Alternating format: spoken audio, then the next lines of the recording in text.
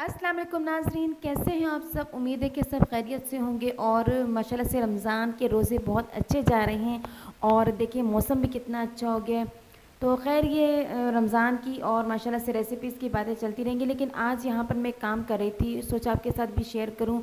और हमारे पास घरों में ऐसी बहुत सारी चीज़ें होती हैं जो पुरानी रहती हैं, लेकिन हमें समझ में नहीं आता कि उसको किस तरह यूज़ किया जाए। तो ये मेरा दीवान है और ये हमारे ड्राइंग रूम में होता है। और इसके ऊपर जो पहले मैंने एक चादर सी रखी हुई थी, तो वो बच्चे जब ऊपर चढ़ते हैं या कोई भी बैठता है तो वो हिल जाती है। इस तरह आप देखते हैं कि वो 24 घंटे वो चादरें वो सरकती रहती हैं, जिसकी वजह से उसको कंटिन्यूसली सही करना पड़ता है। तो ये इसके पीछे बिल्कुल विंडो है, तो यहाँ से मिट्टी का भी काफ़ी होता है, डस्ट वगैरह आती है। तो मैंने इसके ऊपर ऐसा कंटिन्यूसली परमानेंट ऐसा चाह रही थी कवर हो, लेकिन ऐसे कवर दीवान के लिए नहीं मिलते। तो मैंने सोचा क्यों ना इसको ऐसे कपड़े से कवर किया जाए कि जो ज़्यादा मतलब उसमें हिलना जुलना भी ना हो और एक जगह पे वो कपड़ा जो है वो टिका रहे। और ऐसी चीज़ों जो इसके कलर के साथ भी मैच कर जाए। तो ये मेरे पास एक ओल्ड बेडशीट है, पुरानी एक बेडशीट। तो ये जो इसका कलर वगैरह देख रहे हैं ये बहुत प्यारा बहुत अच्छा है। और दूसरी बड़ी बात, ये वेलवेट टाइप स्टफ़ है इसका। तो ये अगर आप बिछाएंगे ना किसी भी सोफ़ा वगैरह पे, दीवान वगैरह पे, तो ये ज़्यादा हिलता नहीं है। तो आज यहाँ पर मैंने सोचा कि सबसे पहले ये काम करूँ, क्योंकि यहाँ ड्राइंग रूम में हमारा आना जाना काफ़ी होता है। और अब तो जो है मैं काफ़ी दिनों से जब इसके ऊपर मैंने कवर नहीं दिया तो इसकी जो सीट है वो गंदी होने लग गई। तो मैं सबसे पहले इसकी जो है वो पैमाइश कर रही हूँ, ताकि ये पता चल सके कि ये चौड़ाई में और लंबाई में कितना है। तो पहले इसकी सीट की पैमाइश कर लें। तो यहाँ पर मैं चाह रही हूँ कि थोड़ा सा नीचे लटकता हुआ अच्छा लगेगा, कि ये इसका जो नीचे वुड नज़र आ रही है ये भी कवर हो जाए। तो सबसे पहले मैंने इसकी पैमाइश की है और इसके बाद मैं देखती हूँ कि ये चौड़ाई में और लंबाई में ये पूरी हो जाएगी बेडशीट के नहीं। वैसे ये बेडशीट अच्छी बड़ी है और कलर भी बहुत अच्छा, और सबसे बड़ी बात कि ये हिलने वाली नहीं है। तो यहाँ पर मैंने इसकी पैमाइश कर ली और ये तकरीबन 38 इंच के करीब थी। और अब मैंने ये देखना है कि साइड्स के ऊपर भी, यानी कि जो हमारी जिसे हम हत्ती कहते हैं, तो उन साइड्स के ऊपर भी जो हाथ वाला रखने वाला हिस्सा होता है वो इसकी पैमाइश क्या है। तो उसकी भी मैं पैमाइश कर लेती हूँ और फिर देखती हूँ कि ये चारों तरफ से अच्छी तरीके से कवर होता है या नहीं। और यहाँ से भी मैंने इसकी पैमाइश करना शुरू की। तो जब मैंने लास्ट तक इसकी पैमाइश की तो अल्हम्दुलिल्लाह ये पूरा पूरा नाप का आ गया था। और आखिर में जो कपड़ा थोड़ा सा बच गया था वो उसका मैंने क्या किया वो भी आपको बताती हूँ।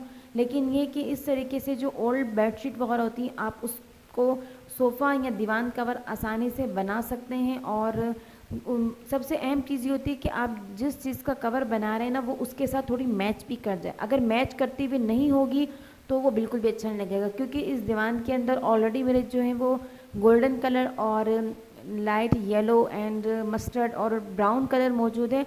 तो वो जो मेरी बेडशीट थी वो उसके साथ बिल्कुल एग्जैक्ट मैच कर गई। और जब ये मैंने इसके ऊपर बिछाई इसको, उसके बाद इसको स्टिच किया, तो आप देखेंगे वो बहुत प्यारी लग रही थी और बिल्कुल ऐसे लग रहा था जिस तरह दीवान का अपना ही कपड़ा होता है।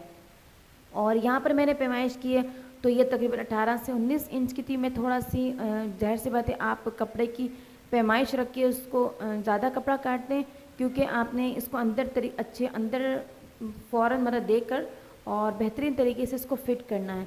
तो यहाँ पर मैं अब इसकी पहले चौड़ाई में पैमाइश करूँगी और मतलब जो की थी उस तरीके से उसकी कटिंग करूँगी। और ये देखिए ये पूरी बेडशीट है। इस तरीके से आप ओल्ड बेडशीट को रीयूज़ कर सकते हैं आराम से। और यहाँ पर मुझे कटिंग में मसला हो रहा था क्योंकि मैं अकेली थी, तो जनाब इस सूरत में बच्चे बहुत काम आते हैं अगर वो थोड़े से भी बड़े हो जाएं। तो यहाँ पर जनाब मैंने आवाज़ दी फिर मोहम्मद मुस्तफ़ा साहब को कि वो आएँ और मेरे साथ हेल्प करवाएं। तो उन्होंने जो है अल्हम्दुलिल्लाह अच्छी हेल्प करवा दी। और ये कि इसके बाद जो बेडशीट की कटिंग की, तो ये काम जो थे ना वो छोटे छोटे घर की बाज़ों का वो पेंडिंग में चले आते हैं। ये काम मैं काफ़ी टाइम से सोच रही थी कि इसके ऊपर कोई ऐसा कवर होना चाहिए, लेकिन वो जो काम है वो बस होके ही नहीं दे रहा था। और काफ़ी मैं सोच रही थी कि जनाब ये काम हो जाए।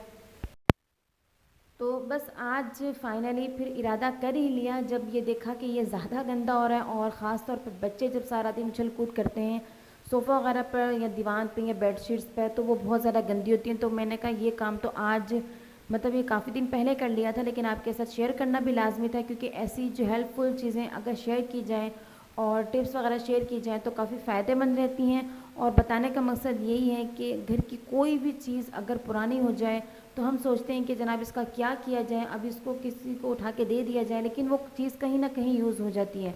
और इंशाअल्लाह ताला मैं आपको अब नेक्स्ट व्लॉग में भी और आगे जो व्लॉग्स आएंगे उसमें भी दिखाऊंगी कि मैंने ओल्ड जो कितनी मेरे घर की चीज़ें थी मैंने उसको रीयूज़ किया और उसकी बड़ी प्यारी प्यारी सी चीज़ें भी बनाई हैं और बहुत अच्छी और कारामद और बड़ी डेकोरेशन की चीज़ें भी बन गई हैं वो, तो वो भी आपके साथ शेयर करूँगी। तो बस औरत का सुघड़ापा यही है कि वो अगर छोटी छोटी चीज़ों को यूज़ कर लें बजाय इसके कि हम हर चीज़ को फेंक दें। तो खैर जनाब, ये तो जनाब हो गई बातें हमारी सुघड़ापे की ख़वातीन के।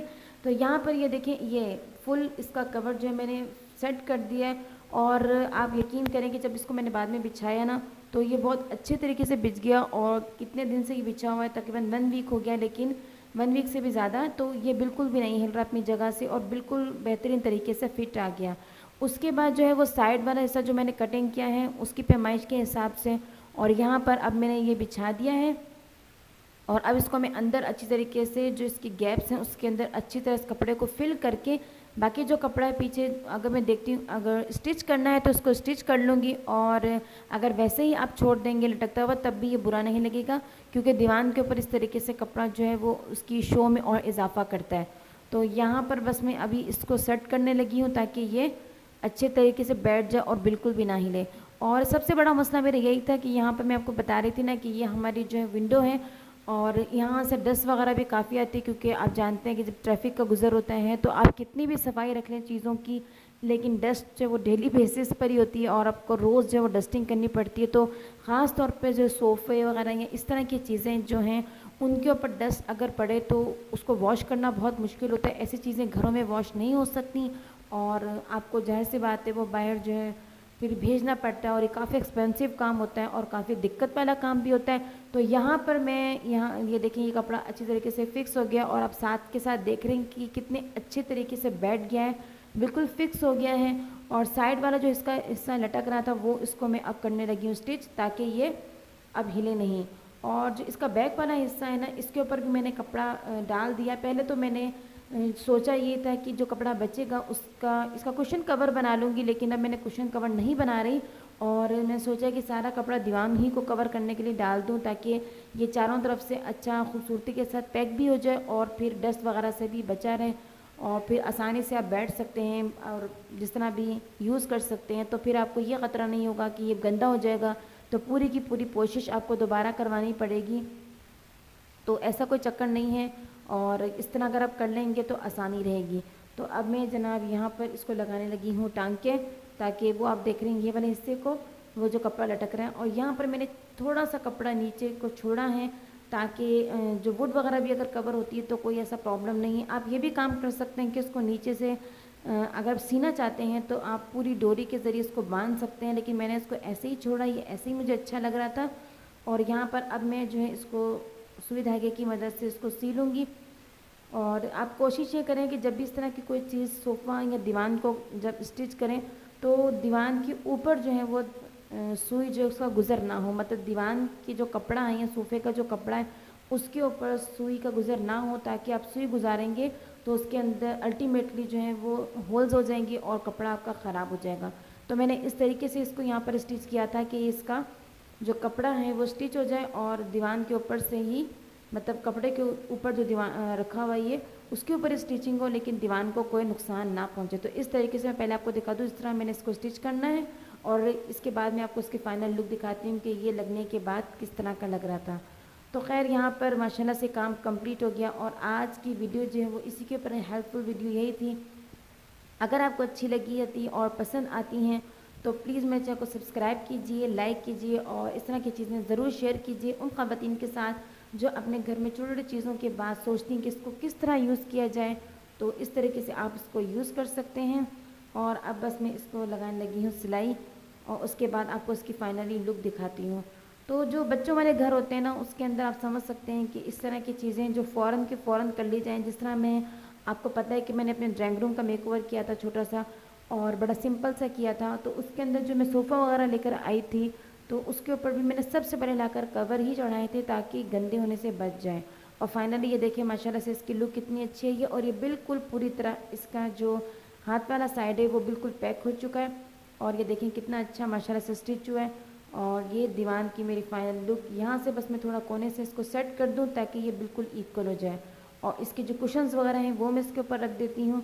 तो ये जनाब मेरे सोफ़ा की मेरे दीवान की फ़ाइनल लुक है। आप भी इस तरीके से ओल्ड बेडशीट का रीयूज़ कर सकते हैं और अपने कवर्स वगैरह बना सकते हैं। आप कुशन्स के कवर्स स्टिच कर सकते हैं, आप दीवान के, आप सोफ़े के। इसके अलावा भी बहुत सारे कवर जो वो बेडशीट के कवर बना के यूज़ हो सकते हैं। जिस तरह आपके घर में अवन है, आप उसको कवर करना चाहते हैं, इस तरह की चीज़ों को कवर करना चाहते हैं, तो इस तरह की जो बेडशीट जो कलरफुल और अच्छी पायदार होती हैं वो, और जो आप यूज़ नहीं करना चाहते हैं तो इस तरीके से यूज़ की जा सकती हैं। और बाकी जो कपड़ा बचा था उस कपड़े को मैं अब दिखाती हूँ आपको। ये देखिए, जो कपड़ा बचा है वो मैं सोच रही थी कि इस कुशन का मतलब सील होंगी कवर, लेकिन बाद में मैंने ये सोचा कि नहीं, ये नहीं करना चाहिए, कुशन को एज इट इज़ ही रखना चाहिए। और जो पीछे इसकी बैक है, ये बाकी कपड़ा मैंने वहाँ पर रख दिया था, इसकी मैंने वीडियो की क्लिप्स नहीं लिए थे।